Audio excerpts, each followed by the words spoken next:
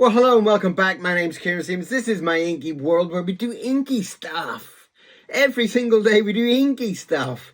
We draw stuff, we paint stuff, whatever comes into the feeling at the time. So if you're interested in doing a bit of drawing or watching a bit of drawing, put a kettle on. Let's start.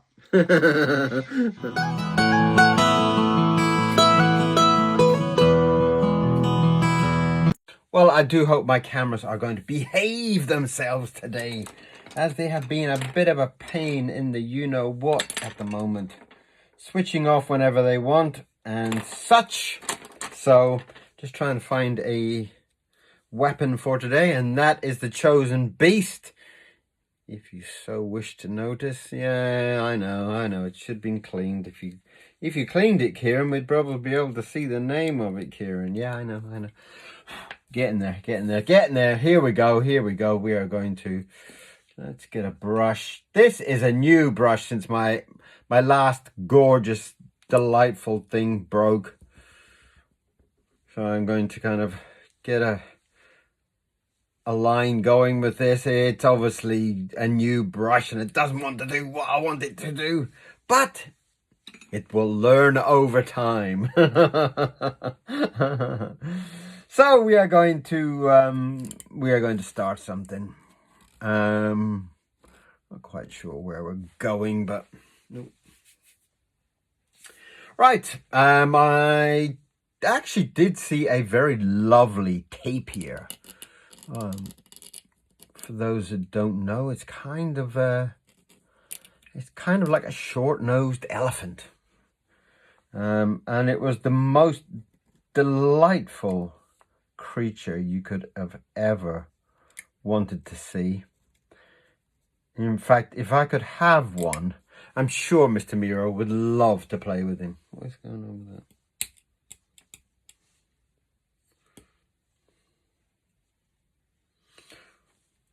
that? So I'm going to draw a tapir as my first creature for the morning. And the beautiful thing about a tapir is that when it grows up, it's kind of like a kind of brown grey type of creature, and extremely delightful. One of those animals that really makes you think, if you believe in God, then God was an artist, you know, because it's just such a dreamy creature. It is just so gorgeous, and it's so bizarre, you know. But the amazing thing about the tapir is that when it's a baby, it's all spotty. It's like black and white spots. So I'm going to kind of attempt to draw a baby one, because they were just so dreamy. I think if there was ever an animal that I would want to look after, it would definitely be the tapir. What an absolute dreamy little thing it was.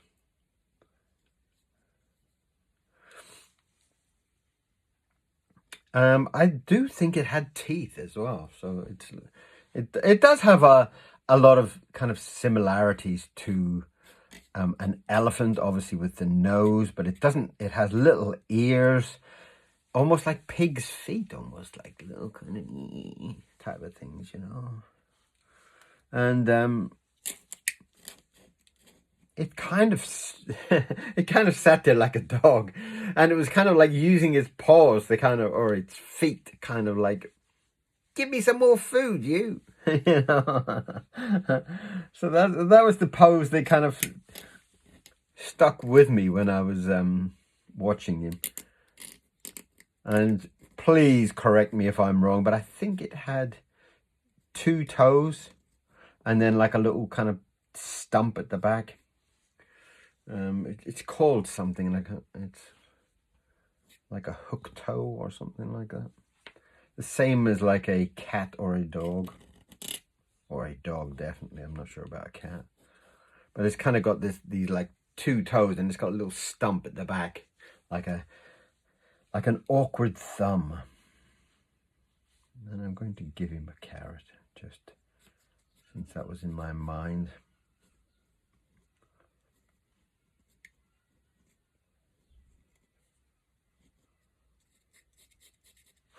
And absolutely gorgeous creatures. Absolutely delightful.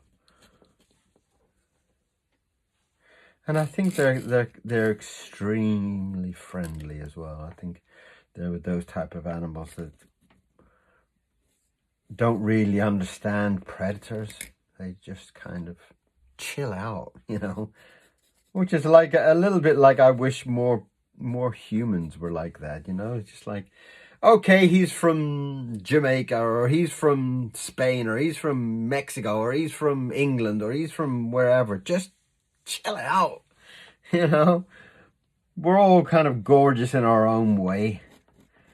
We're all gorgeous with our own style of eating and whatever, you know. It's just like, chill out, people, you know.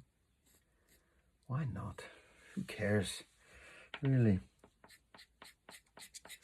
And I think that's kind of like where the tapir comes into it. The tapir was just this delightful, chilled out creature. As long as it was having some food and it was happy, it just got on with life, you know.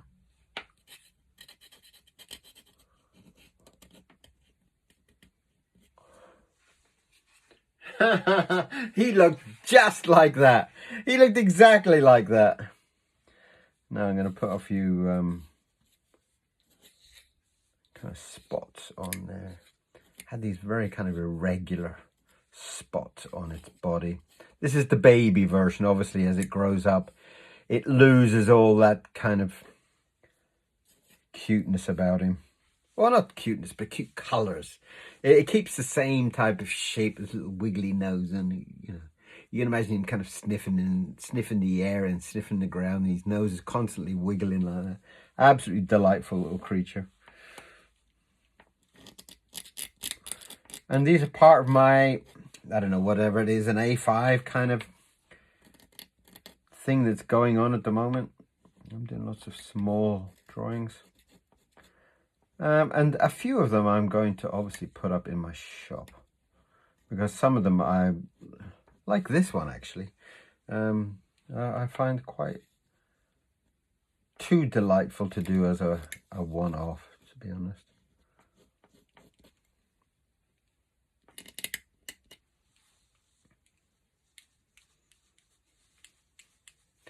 Lovely. I'm very, very pleased with that one. The tapir. Let's write that on there.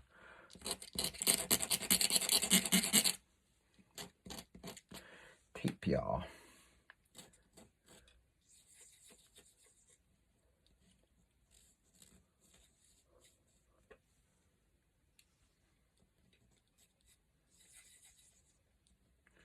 Yeah, tapir.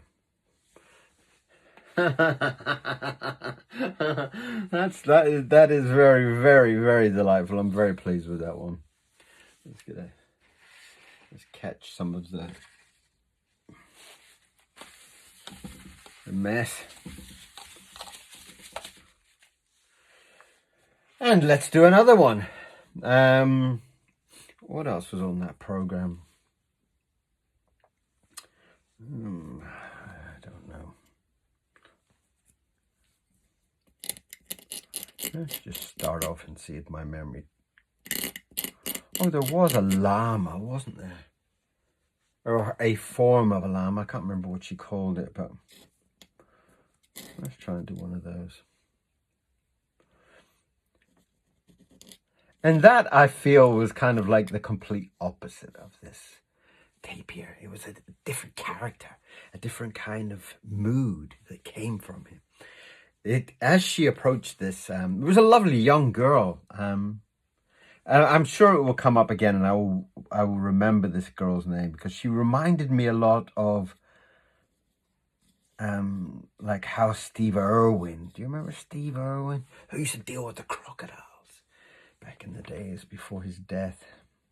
Untimely death. I mean, he was the type of person that you really did want to live forever, you know. He was just an amazing person and had such a love for creatures and animals and all sorts. And he probably would have known how to deal with this llama probably a little bit better. Whereas this kind of llama type creature just did not want to play this girl's games. You could see from his from his expression right from the beginning, he was just kind of like, you come 1 inch closer to me and I'm gonna spit on you, you know. And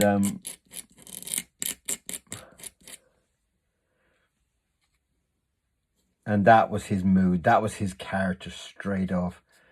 He did not look friendly. He did not want to accept the world in any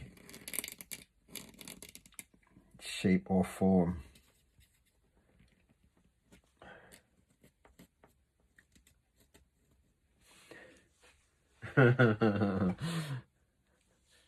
So complete contrast between the very delightful, very loving and caring tapir.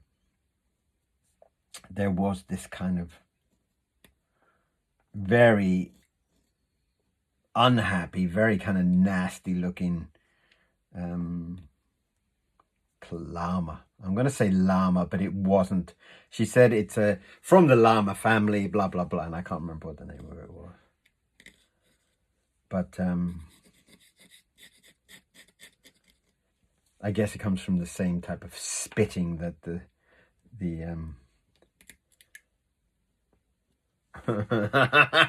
and he did have that kind of lip. He had this lip that was kind of like hanging there, like almost like a trigger finger for his, you know. And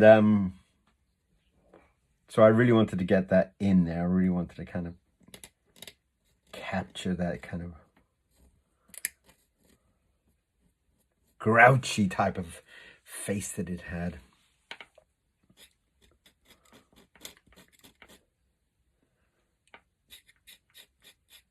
I don't really kind of spend much time on the internet.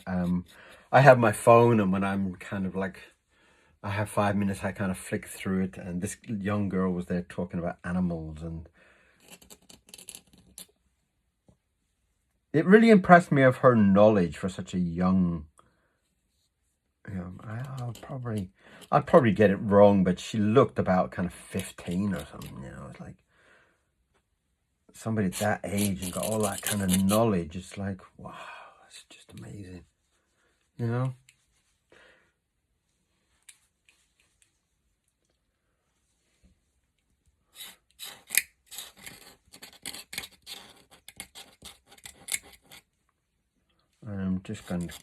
I'm almost gonna put the feet as almost like in a fighting, you know. If you're not going to get spit on, you're going to get punched. That type of character. And I do remember it had some kind of similar kind of feet, that it wasn't really like a hoof, but it seemed like almost like a toe.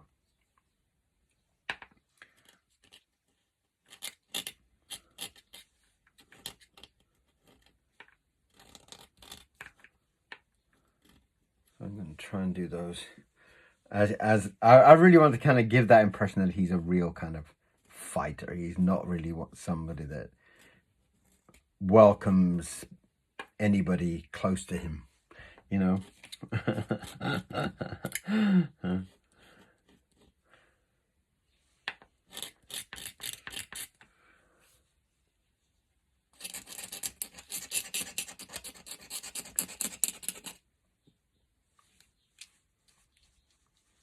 Wonderful. That's exactly what he looked like.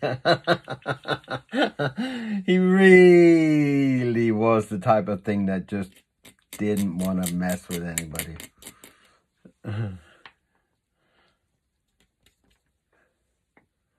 So I've been doing a few of these kind of smaller drawings, and they've been very relaxing, I must say. They've been rather kind of delightful.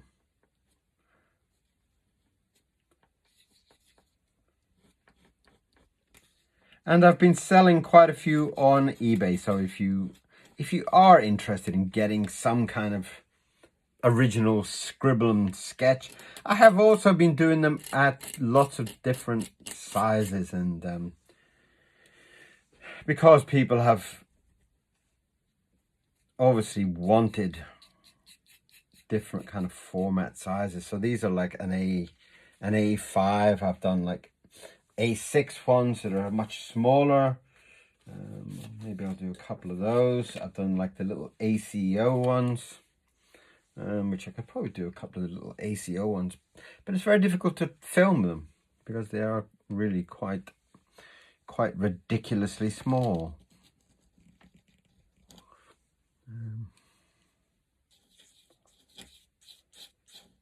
And because they are small, obviously it kind of helps in a way that, again, it's one of those type of things that you're drawing in a format. If you're drawing in on A4, you're drawing on A4, A4, A4, A4, you kind of train yourself to draw on A4, and then all of a sudden you get something that size, you don't know what to do, and it changes your mood, it changes your thinking, it changes your way of thinking a lot. And it is quite challenging, but it's also rather beautiful because I've just drawn a squid. Why? You know?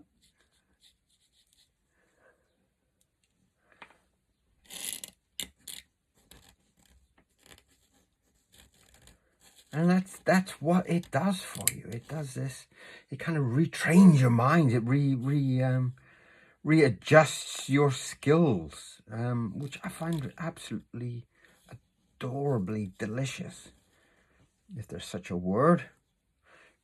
Adorably delicious. And I have no idea how many legs a squid has got, but this one has 1, 2, 3, 4, 5, 6. Let's give him 8. At least then he's close to that kind of octopus family. And there you have him, a squid. There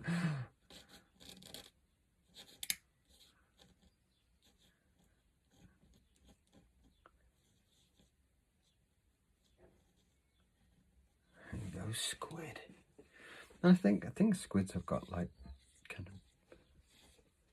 some kind of markings on them, and they've got a little kind of beak which I've drawn on there. Let's get in and try and sign this one also.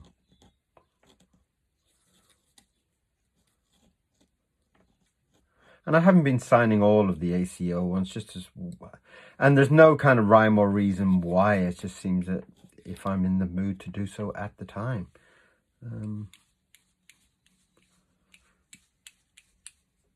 And that's just a mood thing more than anything. And there you have a lovely, lovely little squid. Can you see that? Isn't he gorgeous? Right, I'll have to put him over there for now. And then I'll do a couple of these little A6, which is slightly smaller than the A5. I think you'll find that it is half of an A5, but they're still quite a good size.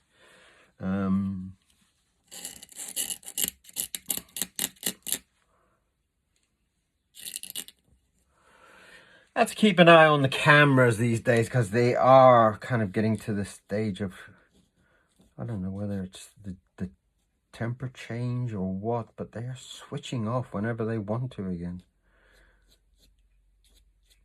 I really don't know how other people deal with these untimely switching off type of things with cameras. Okay, I'm doing some kind of turtle here.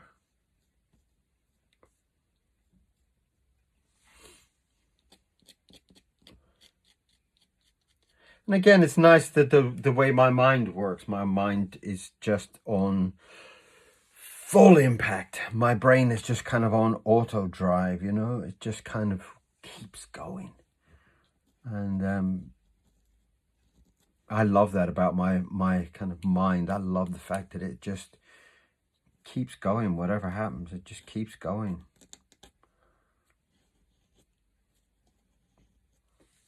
Oh, where's my little brush? I need some heaviness on there for that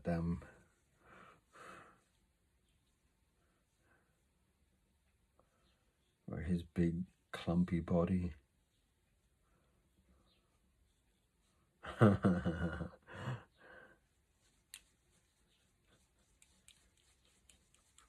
Some texture on that.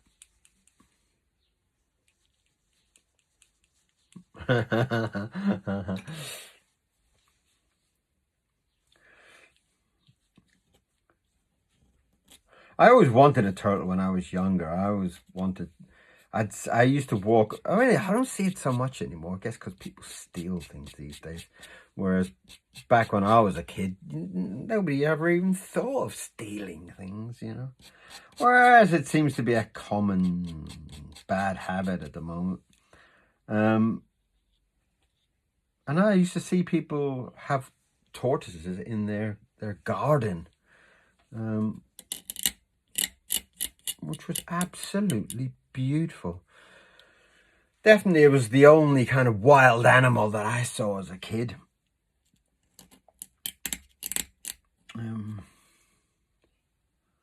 I'm going to try and give him like a champagne flute or something in his.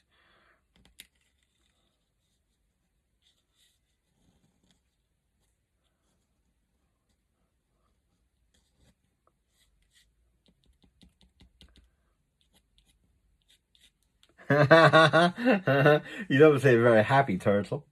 Look at that. He's very happy.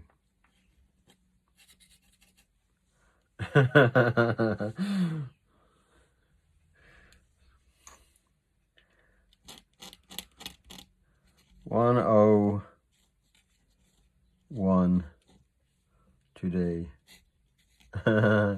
It's his birthday. He's 1,001 years old today. That's why he's happy.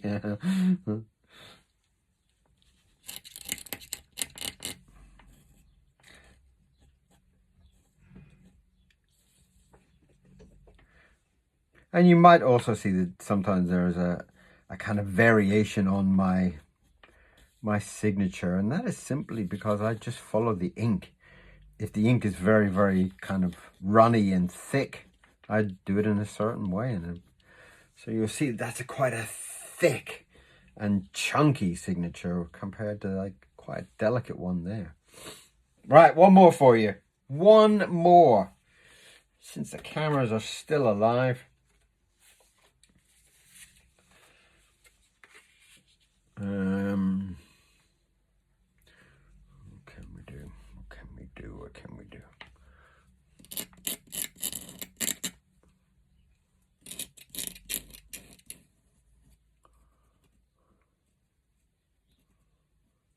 Okay, let's do a fish.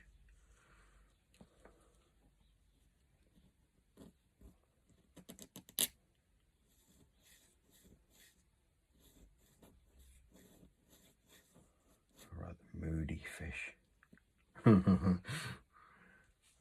In fact, maybe we could try and make him into like an eel, because they're a little bit more.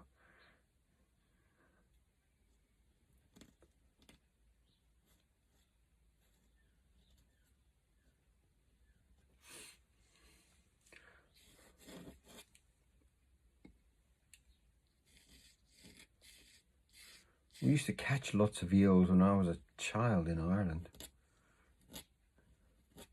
And they were quite a delicacy.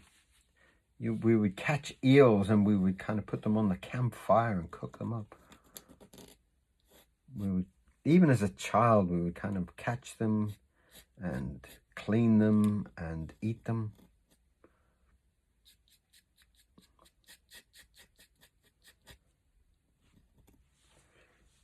There we are. We have an eel.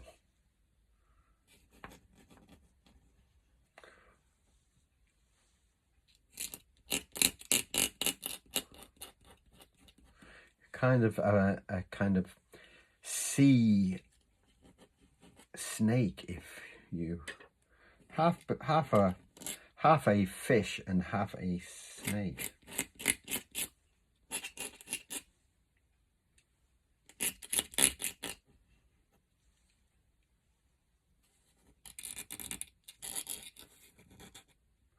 can't remember how their tail is, so I'll draw a kind of fish-like tail at the end. I wonder if they just had it straight. I can't remember.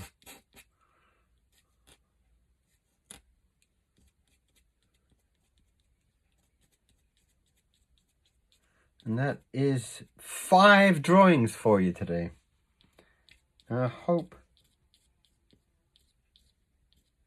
that made you smile. And I will try and remember that young lady's name, so you can all go and watch her animal programs. I'm sure it will pop up again. Eel, right.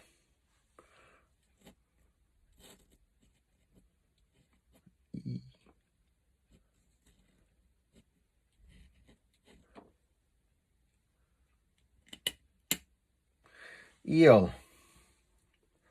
And I'll sign it.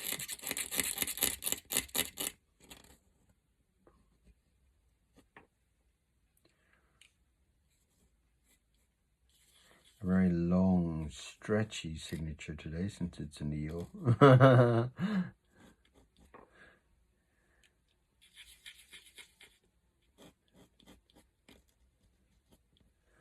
And there we have an absolutely gorgeous set of drawings for you.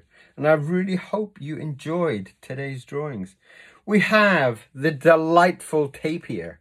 We have the grumpy kind of llama type creature, whatever it was.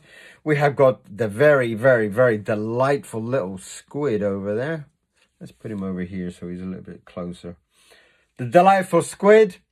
We have got the 1001-year-old today turtle who's celebrating with his champagne flute.